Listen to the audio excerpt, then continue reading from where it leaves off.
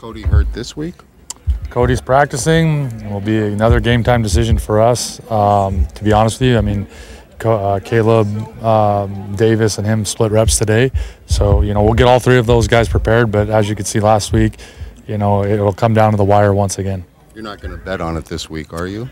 Not going to bet on it. Where's Christian Matt today? Again, he's one of the oldest tenured guys on our team, so sometimes he needs a day off, and we gave him that luxury. So your O-line was on the spot for most of the start of the season for good or bad reasons, but they were praised this week. What can you say about the last 2 weeks, really, the last two games stood out? Yeah, they've stuck together. We talked about it. It was a lot of things we needed to improve upon on our offense. It wasn't just on our O-line or any one individual. We said there was things that we needed to correct and get better at, and everybody kept working. So I'm very proud of that group, very proud of Luke and the effort he's put into our game plans, teaching the guys. We said it started with the coaches. We needed to be better, and we all stepped up that game, and he was a big part of that. And, the guys have absolutely been playing well. And very proud of them. Like I said, sticking together. The O-line is the tightest group on the team generally, or one of the tightest groups on the team. And, we have a lot of confidence in them, and glad to see them get some praise, because very rarely do they ever get that. What did you like about that Caleb's performance last week against Saskatchewan? Played within himself, played within the offense. What we asked him to do, he did for the most part. I think he wants one play back, but other than that, I mean, he was tough in the pocket, stood in there. When he had to pull the ball down, he was tenacious running the ball. He has a nose for the end zone like he's proved his whole career. But getting the first downs against a defense, it's very tough to go against short yardage. He got every single one of them. Very proud of that. And then obviously just standing in there. I mean, or stepping up, I should say. I don't think anybody realized. I mean, the last 2 weeks, our offense, we don't give a lot of reps to our backups, our backup quarterbacks. And the last 2 weeks, we had given 0 reps to those guys, because we're on short weeks and we're trying to get other guys, Cody, as ready as possible.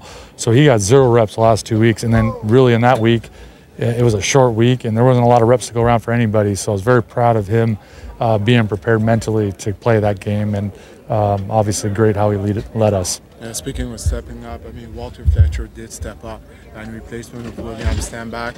He showed, what we know that he could do, being so versatile, especially, in the passing game also. What is your assessment, of his performance? Phenomenal. I mean, every time we've ever asked Fletch to do anything in practice, in a game this year and previous year, I mean, he's always stepped up to the plate and answered. And, he was nothing short of spectacular in that game for us. And a lot of kudos goes to him, because when you're not on the roster at the beginning of the year, when the whole training camp we were thinking about having him on, it's disappointing when you're not on as a competitor. He kept working, kept learning, gave us everything he had in practice and meetings. Came on for a game, had a few carries, but nothing that's what he's capable of when given more opportunity. And then all of a sudden we give him a great opportunity and he makes the most of it. So that's professionalism at its finest. And he's everything we ask of our players and then some. You knew, or at least hoped, that your defense would be good this season. Did you ever envision it would be this good? Well, I think there's always high expectations anytime, Noel's involved with a defense. I mean, he's proven that. He has a great track record of being a D coordinator in this league. Giving him a full training camp with the players we have, I mean, the expectations were set pretty high. There was things that we wanted to get better at, or he wanted to get better at statistically from last year. I think he worked extremely hard with the staff on doing those and implementing them. But I'm very, very pleased and excited about the way our defense plays each and every week, but also how they compete every day, whether it's in the classroom, in meetings, or on the field. There's a reason they're performing on the field. It's the expectation in practice as well. That's a very high level, and they come to work, and he's done a tremendous job leading that group. Were you two together in Edmonton? We've been together more as I think I was a player when he was a coach, and same thing in Montreal. So never as coaches together. So I've seen Noel work as a coach before, and like I said, I knew what I was getting with Noel, and I've competed against him as a as a player and as a coach, coordinating against him. So I know how difficult it is to go up against the defense that he leads. What's the key when it comes to, for the offensive lineman, the biggest key when it comes to run blocking? Thank you. Guys in sequence, guys understanding communication of who they're blocking. That starts with that. Coming off the ball, obviously using right footwork and technique. And then, that's the biggest thing. And then they all have physical abilities. From there, it's getting push and getting the right angles on guys and staying attached to guys. But there's a lot of communication that is involved in the run game. And so it starts with the call, it starts with footwork. And then from there, it's physical, how well you can do physically. And so there's a few different things that are involved with it. But, it's not easy. So they make it look easy at times, but it's not. And again, you're going against very good defenses every week and quality players. So I mean, it's one of those things where they're unsung heroes every single week, and the jobs they have are very difficult, and they do it at a very high level. Shifting to the game coming up against Ottawa, how different of a team are they compared to when you played them at the beginning of the season? They're more experienced. That's the bottom line. They've been in a lot of battles. They've been in just about every game they've played. I think they're 8 games and decided in the last 3 minutes of games. Their turnover margin's very good. So they do a lot of great things. But at the end of the day, they're a three-phase football team as well. They play well in all 3 phases. And to me, they're just more experienced more than anything. That's what I look at. And it's going to be very difficult task for us to go in there and get a win. But, we're putting in the work in order to go do that. Is it because of a hit you took, or only like just volume over the weeks, just running hard and stuff like that, getting my feet back up under me.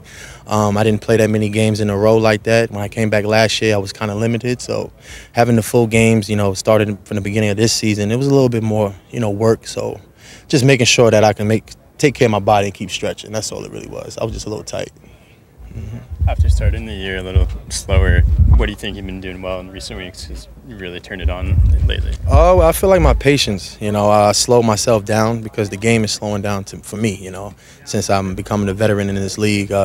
Knowing the tendencies of the players that we're going against week in and week out, helps me out in film study because, almost like I know them personally and I know what they're good at and what they're not very good at. Same goes for me when they're watching film on me. But I think I take pride in just making sure that I slow myself down pre-snap before the play happens. Would be maybe a make or break for the team or playoff game you would play, and it's preferable for you maybe to skip those kind of games? Absolutely. Those are the tough conversations we have, right, with the doctors, with Danny, with Coach Maas, and knowing that we had 11 games left on the season, that we didn't want to make any hastily decisions, try and push it too early. I stated my concerns about last year, playing injured and not playing up to my best potential. And we have a great quarterback room. We have a really talented team. So I didn't think twice, when they told me I wasn't going to be able to play. It wasn't until later on in the week. Obviously, there's a lot of protocols that go into this kind of injury. And there's so many things that you have to be able to do, especially taking contact. And it's hard to get those repetitions when you're out in practice because the quarterback just doesn't get hit. So we're taking this one day at a time. And, I got a little bit more reps today. Feeling a lot better today, and as the week progresses, I know I'll be feeling a lot better, and just excited for the opportunity to be back out here. I missed last day 1, and so just being back out here, you're grateful for being able to be back on the field. Was it maybe tougher to skip that one because it was Saskatchewan, or it didn't came into the equation? Every team you want to play, and I'm a big guy who doesn't like to miss games.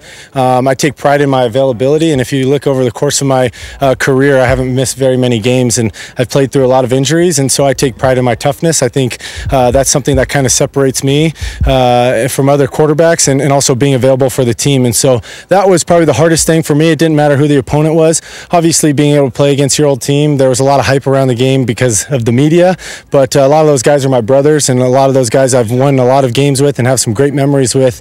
It would have been nice to be able to play against them, but I'm just happy our team handled business and we found a way to win, and we won in all 3 phases, and it was an impressive team win, and it just goes to show how talented this team actually is, that you can have your, Stanback was out, I was out, and Caleb and Fletch go in there and don't skip a beat. So it's exciting for me to see. I know it's exciting for the coaches, and I'm sure it's exciting for the fans.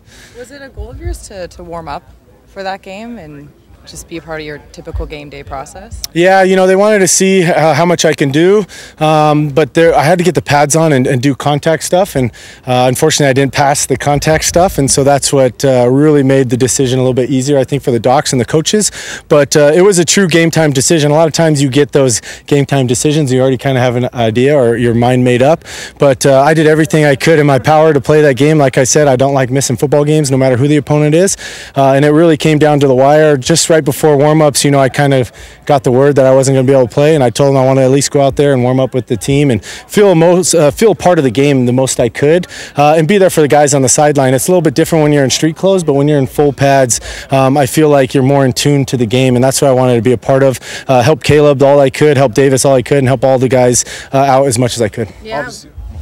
Yeah, I was just going to ask you what you were doing on the sidelines. Just, is there a typical routine you get yourself in?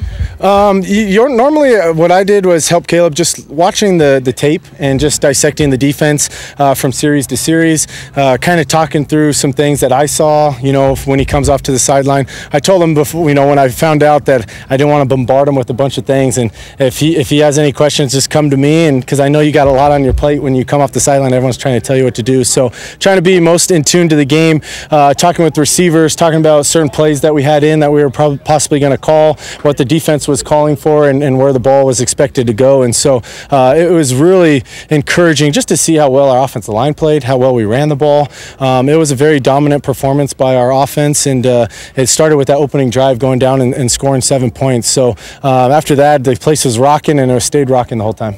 Obviously, you didn't get hit today, but how are you feeling? How's your shoulder feeling compared to about the same time last week? Yeah, a lot better.